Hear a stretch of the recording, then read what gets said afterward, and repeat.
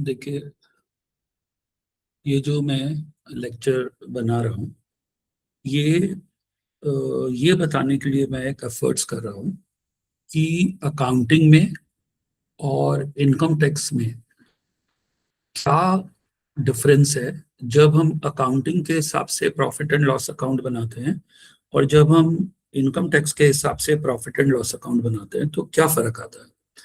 और एक चीज मैं यहाँ पर और बताना चाहता हूँ कि अकाउंटिंग जो है वो अक्रूवल बेसिस पे काम करता है, इनकम टैक्स में भी आता है, मगर अकाउंटिंग में 5 हेड्स वाली कोई बात नहीं है। 5 हेड्स वाली बात का मतलब ये होता है कि इनकम जो है इनकम टैक्स में 5 हेड्स में डिस्ट्रीब्यूट होती है।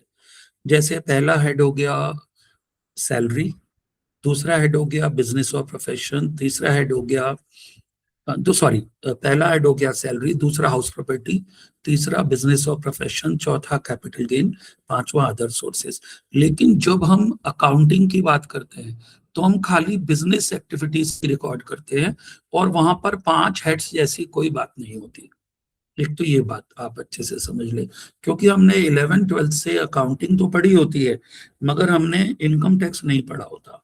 और जब भी कोई अकाउंटिंग वाला बंदा अपनी पर्सनल स्किल को बढ़ाना चाहता है और वो चाहता है कि वो इनकम टैक्स में भी अपने को केपेबल करे, जिससे कि उसको फ्यूचर में कोई अच्छी जॉब ऑफर हो जाए और वो प्रैक्टिकल ट्रेनिंग के लायक हो जाए, थ्योरेटिकल उसका जो प्रैक्टिस है वो नाकाफी है, इनसफिशिएंट है, इसलिए वो बंदा ये कोशिश करता है कि मुझे कोई प्रैक्टिकल ट्रेनिंग दे दे। तो ये lecture BCom, CA intermediate, office में काम करने वाले, अकाउंटिंग वाले सबके लिए काफी यूजफुल है, बेसिक के लिए जो एंट्री लेवल पे आते हैं। अब बेसिकली आप ये समझो, जब हम अकाउंटिंग करते हैं तो हम जर्नल एंट्री करते हैं, लेजर बनाते हैं, ट्रायल बैलेंस बनाते हैं, फिर हम trading P&L and balance sheet बनाते हैं, बिल्कुल ठीक। लेकिन जब हम और उसके बाद हम जो trading P&L and balance sheet बनाते हैं और शुरू से हम बस एक बात बोलते हैं कि ओनली बिजनेस एक्टिविटीज को हमने रिकॉर्ड करना है, हमने सिर्फ बिजनेस एक्टिविटीज को रिकॉर्ड करना है, इसके सिवाय हमने कोई और चीज रिकॉर्ड नहीं करनी है, ठीक है। और बिजनेस एक्टिविटीज में इंटरेस्ट ऑन सिक्योरिटी भी आ जाता है, profit on sale of business assets या loss on sale of business assets आ जाता है, और रेंट ऑफ गोडाउन आ जाता है। मगर वहां पर हमारी सैलरी से कोई लेना देना नहीं है, घरेलू प्रॉपर्टी बेची उससे कोई मतलब नहीं है, कोई गोल्ड जो हमारे बिजनेस से रिलेटेड नहीं है वो बेचा उससे कोई मतलब नहीं है, प्लॉट ऑफ लैंड बेचा जो बिजनेस से रिलेटेड नहीं है उससे कोई मतलब नहीं है। तो इसका मतलब ये हो गया कि जो बिजनेस है वो बिजनेस एसेट, बिजनेस लायबिलिटीज को कंसिडर करता है और उसी से रिलेटेड ट्रांजैक्शंस की एंट्री करता है, और उसका जो मकसद होता है वो अकाउंटिंग प्रॉफिट निकालना है, इनकम टैक्स वाला प्रॉफिट निकालना नहीं है। तो एक बात तो आप ये समझ लें कि अब मैं आपको देखिए एक स्क्रीन पे एक प्रॉफिट एंड लॉस दिखाता हूं। जो बिजनेस का प्रॉफिट एंड लॉस है अकाउंटिंग के हिसाब से बना है, अकाउंटिंग के हिसाब से इसमें 1 या 2 गलतियां हैं, मगर इनकम टैक्स के हिसाब से इसमें 6 या 7 गलतियां हैं। तो ये आपने देखना है, मैं आपको दिखा रहा हूं, आप स्क्रीन शेयर करता हूं मैं आपके साथ, उससे आपको बात समझ में आएगी कि मैं क्या कन्वे करना चाह रहा हूं।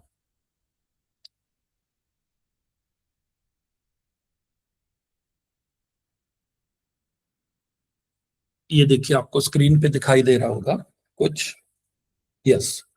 यहां पर देखिए, स्क्रीन आई थिंक शेयर हो रही है, यस। यहां पर आप देखिए बिजनेस लिखा है, प्रोफेशन लिखा है, इसका जो डिफरेंस है ये लिखा है। तो ये तो इंपॉर्टेंट है ही। बिजनेस क्या होता है, कोई भी पर्सन बिजनेस कर सकता है प्रॉफिट कमाने के लिए, वो ट्रेडर हो सकता है, मैन्युफैक्चरर हो सकता है, सर्विस प्रोवाइडर हो सकता है। लेकिन प्रोफेशनल वो होगा जो पहले स्टैट्यूटरी डिग्री लेगा और फिर उसके बाद COP लेगा, सर्टिफिकेट ऑफ प्रैक्टिस लेगा, तब जाके वो प्रोफेशनल बनेगा, यस।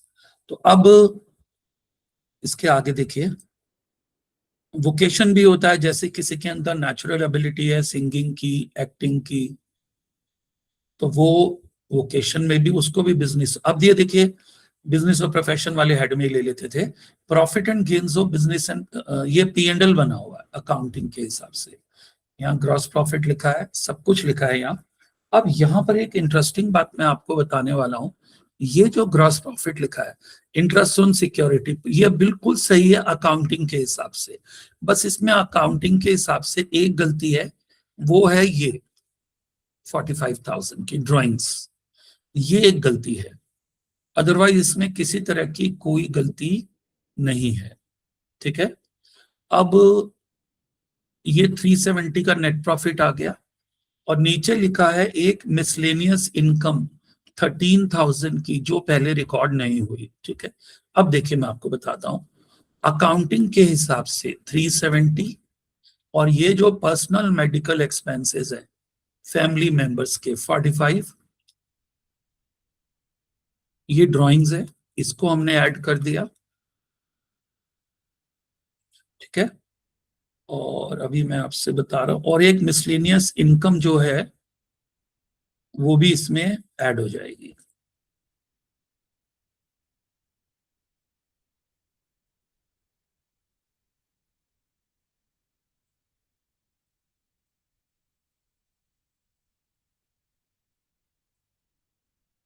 एक मिनट में एक बार चेक कर रहा हूँ, शेयरिंग एंटायर स्क्रीन, यस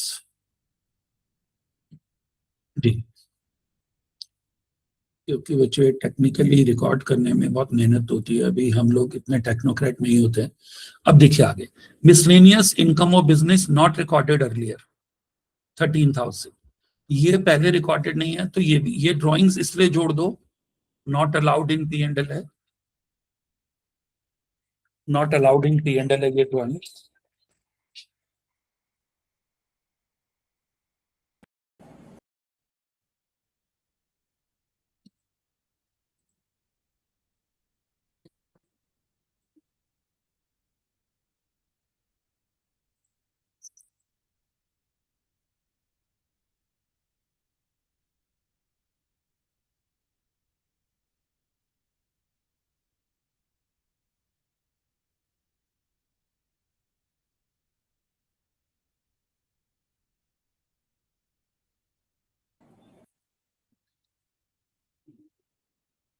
देखिए अब इसके बाद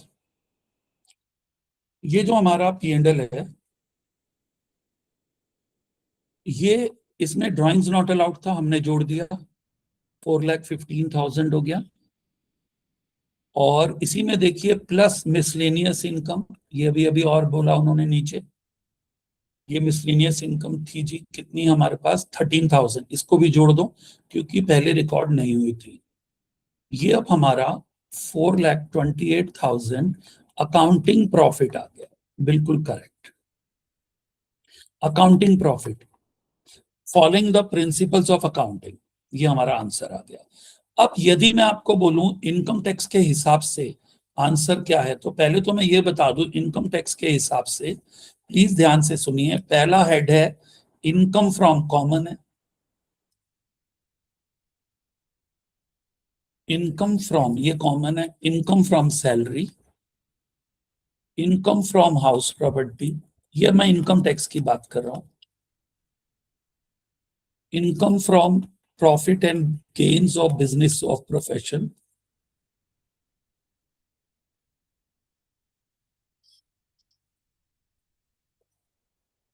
और प्रोफेशन, और फिर capital gain, profit on sale of capital asset, and फिर अदर सोर्सेस। ये 5 हेड्स है, किस हिसाब से हैं, ये 5 हेड्स हैं इनकम टैक्स के हिसाब से। तो इनकम जो है वो 5 हेड्स में स्प्रेड होती है, फिर इसमें only business is not taken. Accounting में तो ये होता था only in accounting only business is taken, in accounting only business is taken, ये गलत है। इन income tax 5 heads of income are taken,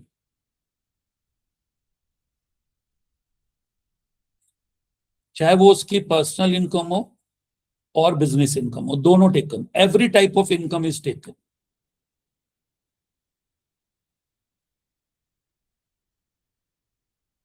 income is taken, ये एक पॉइंट है, हर तरह की इनकम को लिया जाता है।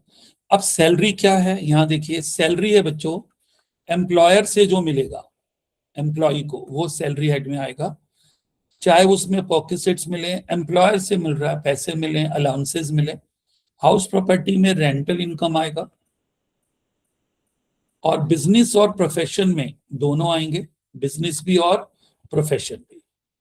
Professional chartered accountant, lawyer, engineer हो गए जो प्रैक्टिस करते हैं, डॉक्टर, और इनमें हो गया बिजनेस में जो normal trader, manufacturer, service provider, वो बिजनेस हो गया। और कैपिटल एसेट्स, कैपिटल गेन बोलते हैं इसको, बल्कि कैपिटल एसेट्स की जगह क्या बोलेंगे, कैपिटल गेन्स। तो capital gain can be short term और लॉन्ग टर्म। ये profit on sale of capital asset, चाहे वो बस वो कैपिटल एसेट होनी चाहिए, चाहे वो घर का गोल्ड क्यों ना हो, ठीक है। अदर सोर्सेज में इंटरेस्ट वगैरह आएगा, डिविडेंड आएगा यहाँ इसमें, lottery income, casual income, subletting income, income from agricultural outside India, gifts more than 50,000 receive from non relatives, ये सब आएगा। अब आता है इसके बाद अकाउंटिंग में, मैंने आपको बताया सिर्फ हम बिजनेस इनकम लेते हैं, और इनकम फ्रॉम हाउस प्रॉपर्टी या प्राइवेट जो उसकी एसेट्स वगैरह हैं उनको बेचा, उनसे कोई प्रॉफिट हो वो नहीं लेते। तो इसका मतलब अकाउंटिंग और इनकम टैक्स में कुछ फर्क है। इनकम टैक्स का देखा जाए तो ब्रॉडर कॉन्सेप्ट है, अकाउंटिंग का थोड़ा नैरो है बिजनेस को लेके, ठीक है। अब एक चीज और आती है, ये पुराना कोई ईयर प्रिंट हो गए गलती से, अभी देखिए और आगे इसी क्वेश्चन को अब हम अकाउंटिंग के हिसाब से ठीक करते हैं, इनकम टैक्स के हिसाब से। यहाँ देखिए P&L बना है, इनकम टैक्स के हिसाब से ये डेप भी गलत है, loss on sale of machine capital gain में जाएगा, ये तो अकाउंट्स में भी गलत था, यहाँ भी गलत है। पीबीडी भी नहीं आएगा, रिजर्व भी नहीं आएगा, जबकि ये अकाउंटिंग हिसाब से सिर्फ ये गलत था बस। और इनकम टैक्स के हिसाब से देखिए, डेबिट में 1 क्रॉस लगा, 2, 3, 4, 5 क्रॉस लगे, और इधर भी सब ठीक था, क्रेडिट में ये भी गलत है, अदर सोर्सेज में जाएगा, ये हाउस प्रॉपर्टी में जाएगा, ये अदर सोर्सेज में जाएगा। प्रॉफिट, ये interest on security other sources में जाएगा, profit on sale of investment capital gain में जाएगा। अब आप ये देखिए, ये तीनों इनकम कट गई, other sources, rent, house property. सोचिए अकाउंटिंग हिसाब से एक गलती थी इस P&L में, और इनकम टैक्स के हिसाब से 7-8 गलतियां हैं। तो इसका मतलब ये हुआ कि हमें इस नेट प्रॉफिट को पहले हमने अकाउंटिंग के हिसाब से ठीक किया 4,28,000, अब हम इसी नेट प्रॉफिट को ठीक करेंगे किस हिसाब से, इनकम टैक्स के हिसाब से। देखिए नेट प्रॉफिट लिया P&L का, वो सारी आइटम जो P&L में डेबिट हुई थी हमने ऐड बैक कर दी, dep as per accounts rule plus कर दिया, क्योंकि ये PL में डेबिट हो रखा था, PL में डेबिट होने वाली आइटम ने हमारे प्रॉफिट को कम कर रखा है, इसलिए हमने क्या किया, इसको बढ़ा दिया। Loss on sale of machine, क्योंकि ये कहाँ जाएगा, आप कहेंगे सर डेप तो आना चाहिए, आएगा, dep as per IT rule आएगा। इसका मतलब है सर क्या dep as per IT rule कुछ और होता है, यस बिल्कुल कुछ और होता है, ठीक है। अब loss on sale of machine capital gain में जाएगा, ड्राइंग्स तो नहीं आएगा, इनकम टैक्स में भी प्रोविजन अलाउड नहीं होता, एक्चुअल बैड डेट्स अलाउड है, रिजर्व। तो ये सारी चीजें जो पांचों चीजें डेबिट हुई, इनको हम पांचों को डेबिट को प्लस कर देते हैं। क्या लिखा है यहाँ देखिए, items not allowed as per IT rules, item not allowed as per what, IT rules, but debited to P&L। Items not allowed as per IT rules but debited to P&L. Deb as per accounting rule, loss on sale of machine, medical expenses of family members, drawings, provision for bad debts not allowed, reserve for compensation to employees भी not allowed है। तो इसका मतलब बच्चों ये हो गया कि ये सारी चीजें not allowed है, 6,10,000 जोड़ के आ गया। अब क्रेडिट में जो दूसरे हेड में जानी थी चीजें, ये इंटरेस्ट ऑन सिक्योरिटी माइनस कर दो, other sources, profit on sale of investment capital gain, ये हाउस प्रॉपर्टी माइनस कर दो, dep as per IT rule भी माइनस कर दो, और income of business not taken earlier इसको प्लस कर दो। तो हमारा profit as per IT rules क्या आ गया, ये आ गया। और profit as per accounting rule क्या आया था, 328 आया था। इससे देखने में ये पता चल रहा है कि दोनों के आंसर में फर्क है। अक्रूवल बेसिस यहां भी ले रहे हैं इनकम टैक्स में भी, और वहां भी ले रहे थे। तो यहां पर मैं आपको ये बताना चाहता हूं कि यहाँ पर 5 हेड्स ऑफ इनकम होते हैं इनकम टैक्स में, और हम 5 हेड्स में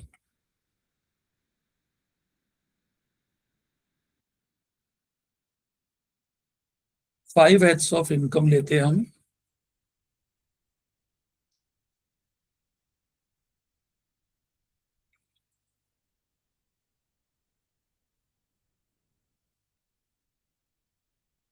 ये देखिए 5 हेड्स ऑफ इनकम लेते हैं, और एक चीज इन इनकम टैक्स ये हम लेते हैं, और एक चीज मैं और आपको बता रहा हूं, प्रीवियस ईयर का कॉन्सेप्ट होता है, अभी ये बदलकर टैक्सेशन ईयर हो गया।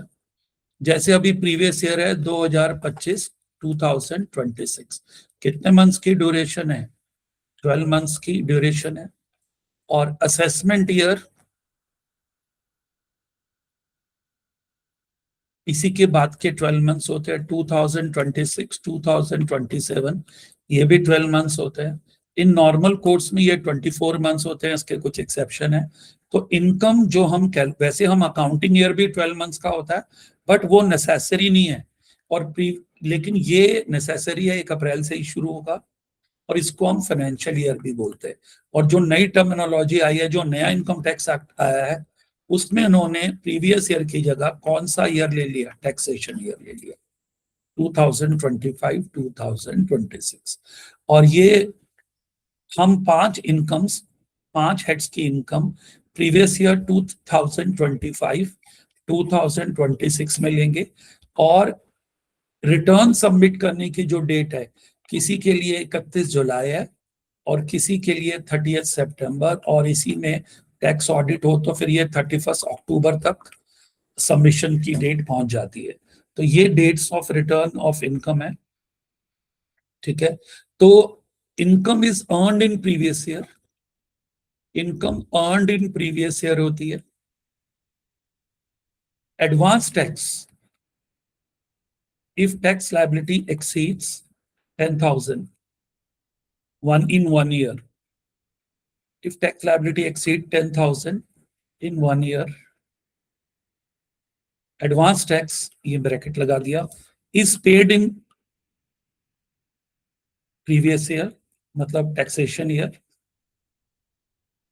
in installments इसके लिए है, but return is submitted in assessment year.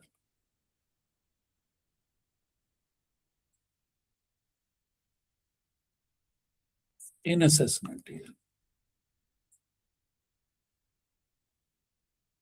that is in this hypothetical example में 26 27। तो ये मैंने एक बेसिक आइडिया दिया। अब ये जो 5 हेड्स ऑफ इनकम है ये क्या होते हैं, ये आप सुन लीजिए, मैं आपको बता रहा हूं।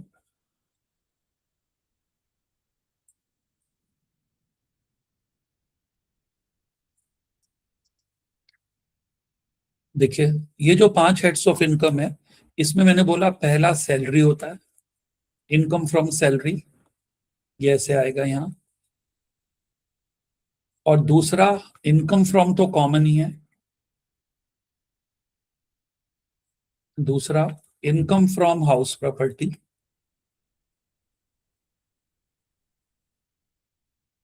तीसरा income from PGBP, profit and gains of business और प्रोफेशन,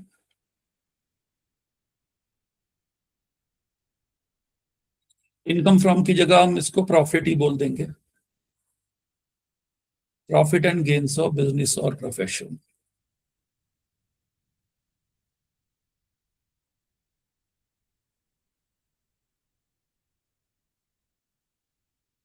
और फिर कैपिटल गेन होता है,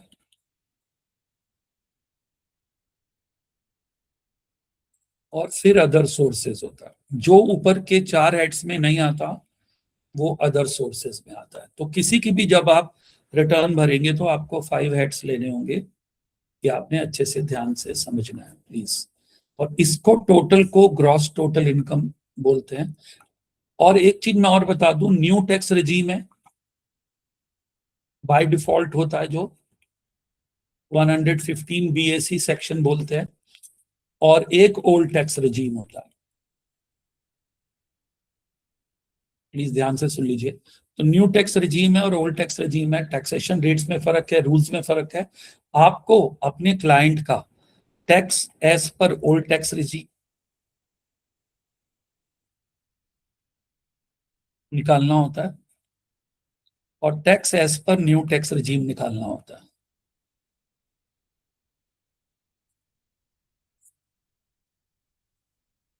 अब जिसमें टैक्स कम आएगा, whichever is beneficial, that will be accepted by the client. You have to save tax. तो ये जो न्यू टैक्स रिजीम है ये बाय डिफॉल्ट होता है।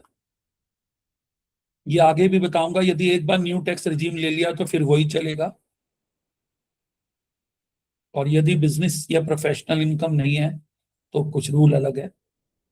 New tax regime by default होता है। बाय डिफॉल्ट का मतलब है यदि असेसी ने कुछ नहीं बताया तो वो 115 बीएससी न्यू टैक्स रिजीम में कवर होगा। और यदि वो असेसी बोलता है कि नहीं मुझे ओल्ड टैक्स रिजीम में जाना है तो फिर उसको ऑप्ट आउट करना होगा। Opt out is must, opting out by assessee. ठीक है, ये आपने ध्यान रखना है। तो ये मैं अभी बेसिक बातें बता रहा हूं। और ये जो 5 हेड्स हैं, देखिए एक एम्प्लॉयर के द्वारा एम्प्लॉय को जो कुछ भी दिया जाए, सैलरी अलाउंस से DNS allowance, house rent allowance और परक्विजिट दिए जाएं, जैसे हाउस रहने के लिए मकान दे दिया, फ्री यूज ऑफ कार दे दिया, डोमेस्टिक सर्वेंट दे दिए, इसके सिवाय कुछ और बेनिफिट्स दे दिए, प्रोविडेंट फंड में एम्प्लॉयर ने कंट्रीब्यूट कर दिया, लीव ट्रेवल कंसेशन दे दिया, हॉलीडे को इनकैश कर दिया, लीव इनकैशमेंट। तो बहुत सारी फैसिलिटीज और ये सब इसी हेड में आएगा। यहाँ हाउस प्रॉपर्टी में रेंटल इनकम आती है। यदि हमारे पास मकान है उससे जो रेंट मिल रहा है वो हाउस प्रॉपर्टी में आएगा। और यदि मकान है और वो अपना है, हम खुद रह रहे हैं, तो भी उसमें लॉस आ सकता है इंटरेस्ट ऑन लोन की वजह से। लेकिन इंटरेस्ट ऑन लोन भी तब अलाउड होगा मैक्सिमम 2 लाख तक, यदि हम ओल्ड टैक्स रिजीम में जाएंगे सेल्फ ऑक्यूपाइड में। यदि हम न्यू टैक्स रिजीम में जाएंगे तो इंटरेस्ट ऑन लोन अलाउड नहीं है। Profit and gains of business और प्रोफेशन है, इसमें बिजनेस अलग है और प्रोफेशन अलग है। तो जो बिजनेस और प्रोफेशन है उसमें डिफरेंस होता है। बिजनेस के लिए कोई सर्टिफाइड डिग्री नहीं चाहिए, जबकि हमें प्रोफेशन के लिए डिग्री चाहिए। तो बिजनेस और प्रोफेशन के लिए हमें कोई कम, देखिए कोई पढ़ लिख जाए अच्छे से बिजनेस कर ले, दैट इज रियली ग्रेट। अब कोई रिटेल मर्चेंट की दुकान खोल ले वो बिजनेस है, कोई रिपेयर इलेक्ट्रॉनिक गुड्स की दुकान खोल ले वो भी बिजनेस है। और प्रोफेशन लॉयर का ऑफिस, लॉयर का काम, चार्टर्ड अकाउंटेंट, डॉक्टर, ये प्रोफेशनल्स है। कैपिटल गेन, कैपिटल गेन में आता है profit on sale of capital assets. Profit on sale of capital asset किस में आएगा? कैपिटल गेन में आएगा।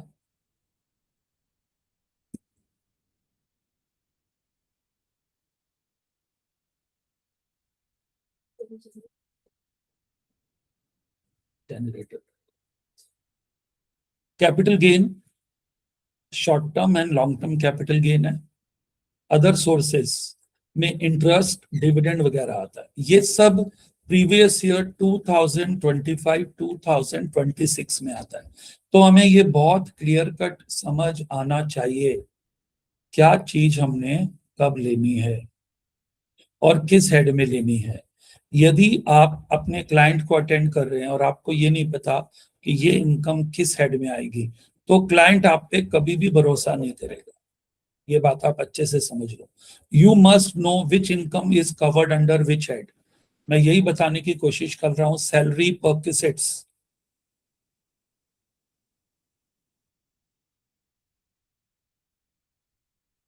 ठीक है। सैलरी परक्विजिट्स वगैरह जो हैं ये आएंगे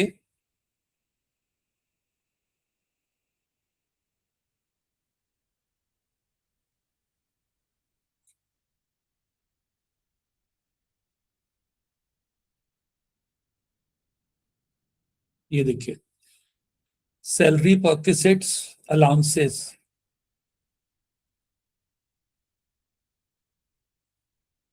ये आएंगे सैलरी हेड में। और contribution of employer in PF, ये सब सैलरी हेड में आएंगे। In rental income of house,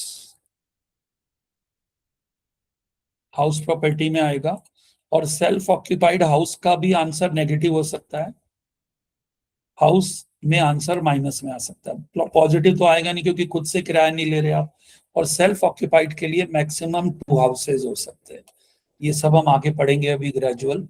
और फिर आता है बिजनेस, अभी मैंने बताया उसका नेट प्रॉफिट है, निकालोगे आप एज पर आईटी रूल। ये आज आपने एक सैंपल देखा कि आईटी रूल में आंसर क्या आया था, फिर दिखा रहा हूं मैं आपको। ये क्वेश्चन मैंने सैंपल के लिए लिया था, आईटी रूल में आंसर ये आया था ये। और अकाउंटिंग रूल में ये आंसर था as per accounting, accounting profit है ये। और ये इनकम टैक्स का प्रॉफिट था बिजनेस और प्रोफेशन का। तो ये आपने समझना है। और जब इसमें से आपने जो जो चीजें हटाई थी, जैसे ये 355 आ गया, इसके बाद आपने और क्या हटाया था इसमें से, जैसे interest on security other sources में जाएगा तब अलग से प्लस होगा। Profit on sale of investment ये भी आएगा कैपिटल गेन में, तब प्लस होगा। और rent of godown house property में आएगा, और इसमें से 30% और म्यूनिसिपल टैक्सेस वगैरह घटेंगे। तो मैं कुल मिला के आपसे ये क्लियर करना चाह रहा था, जो शायद मैं अपनी बात शुरू के लेक्चर में कन्वे कर पाया। बिजनेस प्रॉफिट आपने लेना है एज पर आईटी रूल, ठीक हो गया। और प्रोफेशनल इनकम लेनी है एज पर आईटी रूल,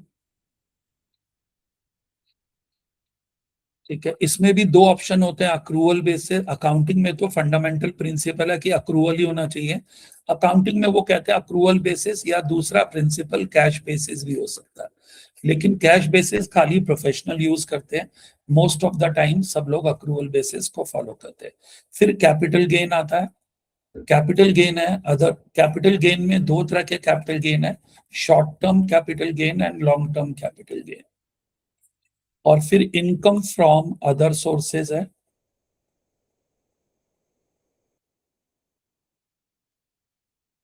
जिसमें हम बहुत सारी इनकम लेते हैं। मैंने अभी बताया है, बार बार रिपीट करने का मतलब है आपको समझ आ जाए। Interest, dividend, subletting income, agriculture income outside India, India वाली एग्रीकल्चर इनकम एग्जेम्प्ट होती है। और lottery income, crossword puzzles,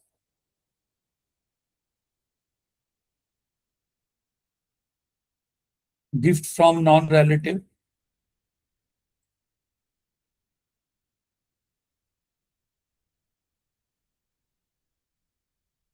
etcetera, बहुत कुछ है, मोर देन 50,000 है। तो यहाँ आएगा अदर सोर्सेज में। ये जो चीजें मैंने अभी आपसे शेयर करी, आई थिंक ये एक बेसिक लेक्चर था, जो मैंने कोशिश की कि सब लोगों को जो अकाउंटिंग करते हैं उनको ये बात समझ आए कि इनकम टैक्स और अकाउंटिंग दोनों ही एक स्किल है। इनकम टैक्स के हिसाब से आपको रिटर्न करनी होती है, अकाउंटिंग के हिसाब से आपको प्रॉफिट निकालना होता है। तो जितना हम इसको समझेंगे उतना हम और ज्यादा इसमें सोच पाएंगे कि हमें कैसे आगे बढ़ना है।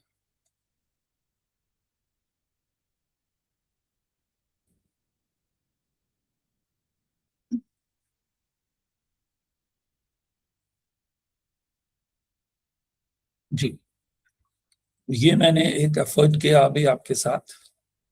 आई होप आपको ये, इस लेक्चर में मैं इतना ही रोकता हूँ। फिर इसके बाद आगे अगला लेक्चर मैं आपको बना के दूंगा, जिसमें आपको काफी और हेल्प मिलेगी। Thank you so much.